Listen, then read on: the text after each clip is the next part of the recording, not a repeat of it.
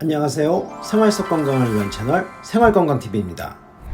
한국 사람이라면 마늘을 안 드신 분은 없으실 텐데요.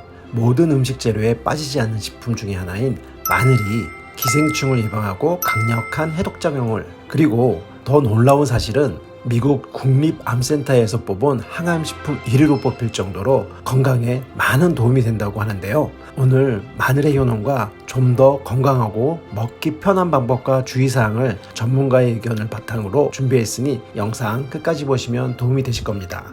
좋아요 한번 부탁드릴게요.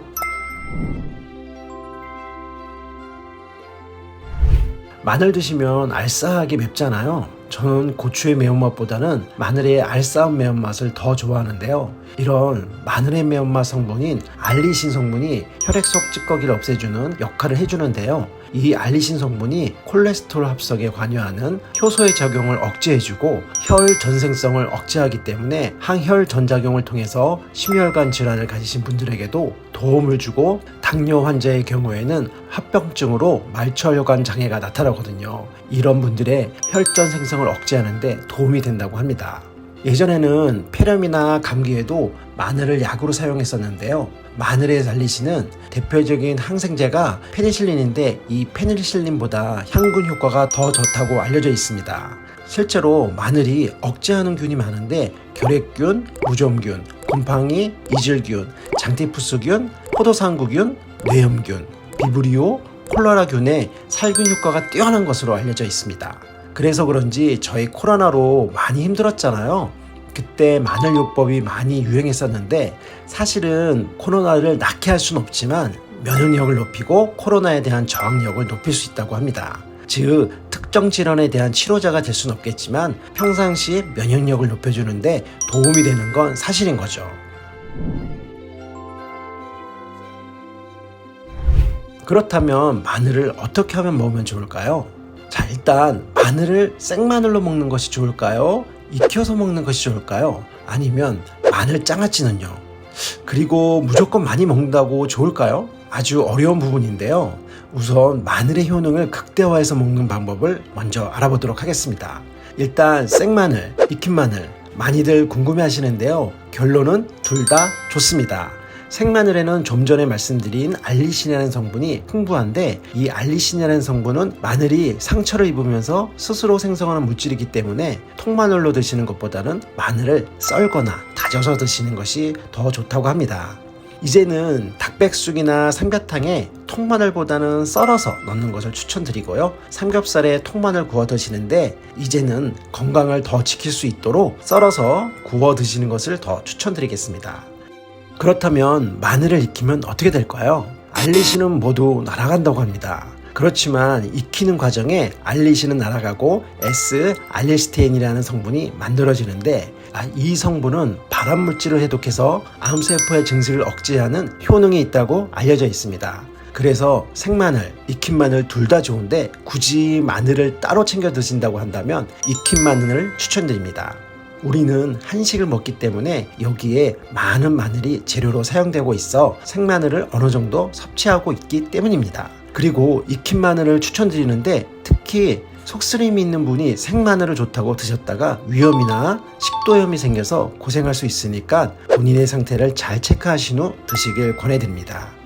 익힌 마늘은 물에서 짧게 익힌 마늘보다는 1시간가량 삶은 마늘이 더 좋다고 합니다. 국내 연구진이 실험 결과에 따르면 끓는 물에 60분간 삶은 마늘에는 생마늘의 4배에 달하는 S알리스테인이 들어있다는 연구 결과가 있는데요. 즉 생마늘 때는 S알리스테인이 2.7mg 정도 되어 있던 것이 15분 삶으면 3.50, 30분이 지나면 4.92, 60분이 지났을 때는 9.16mg, 4배 이상 많아진다고 보고한 바가 있었고, 121도의 온도에서는 60분간 마늘을 쪘을 때 S알리스테인이 함량이 50.24mg로 생마늘보다 거의 18배나 높다고 보고한 바가 있기 때문에 마늘을 익혀서 먹을 때는 1시간 이상 탕으로 끓여서 드시고 거기에 나온 국물까지 활용하신다면 좋은 건강식이 되겠습니다. 또한 밥을 하실 때 마늘을 넣고 밥을 만드시면 이것 또한 건강식인데요. 여기서 잠깐 마늘밥을 만드는 팁을 드리자면, 마늘밥을 드실 때 아린 맛을 잡으시려면 먼저 마늘, 소금을 넣고 들기름에 살짝 볶은 후 쌀을 넣으면 아린 맛을 잡을 수 있고 밥 또한 맛있다고 하니 한번 해보시는 것도 추천드립니다. 그리고 또 한 가지, 마늘을 전자레인지에 돌리게 되면 오히려 S알리시테인 함량이 떨어진다는 점 꼭 알아두시면 좋을 것 같습니다. 마늘에 열을 가하면 색이 점점 짙어지면서 흑마늘로 변하는데, 이때 마늘 속에 있는 당류와 단백질 성분인 아미노산이 서로 상호 반응하면서 갈색을 띠는 멜라노이닌 색소가 생성되는데, 이것을 마이야르 반응이라고 합니다. 이건 고기를 구울 때 나타나는 반응과 같은 반응이라고 보시면 되겠습니다. 이런 흑마늘에는 생마늘보다 S알리시테인 성분이 5배 이상 많고 굽게 되면서 항산화 물질도 풍부해지기 때문에 건강 효과에도 좋습니다. 그런데 마이야르 반응 자체가 당화 반응의 일종이고, 최근에는 당화 산물이 세포 노화와 염증의 원인 물질로 주목받고 있기 때문에 흑마늘을 건강보조식품으로 꾸준히 섭취하는 것이 좋은지에 대한 것은 연구가 좀 더 이루어져야 한다고 보는 전문가들도 있으니 이 점 참고해 주시기 바랍니다. 그럼 마늘을 하루에 얼마나 먹는 것이 적당할까요? 건강식품 기준과 규격을 참고하면 마늘은 건조 분말로 했을 때 0.6g에서 1g까지가 하루 권장 섭취량인데요. 하루에 1개에서 2개 정도면 적당하다고 합니다. 그런데 우리 고기 먹을 때 마늘 많이 먹잖아요. 이렇게 가끔 한두 개보다 많은 양을 먹어도 큰일 나지는 않는다고 합니다.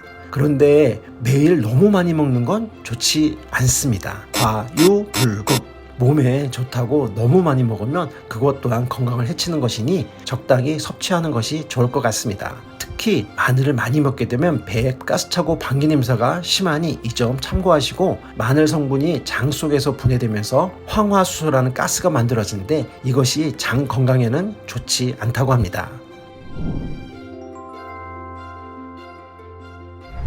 마늘 드실 때 주의할 점 알려드리도록 하겠습니다. 마늘은 뜨거운 기운을 갖고 있는 것이니 열 체질인 분들은 섭취하실 때 주의가 필요하겠고요. 마늘은 혈액에 응고 방지하는 작용을 하고 있어 혈액 응고 방지약을 드시는 분들은 자칫 마늘 자궁과 겹쳐 출혈이 생길 수 있으니, 혈액 응고 방지약을 드시는 분들은 꼭 담당 의사와 먼저 상담하고 섭취할 것을 권해드리고, 속쓰림이 있는 분은 마늘을 공복에 먹으면 속쓰림이 심할 수 있으니 이 점 또한 주의하시길 바랍니다.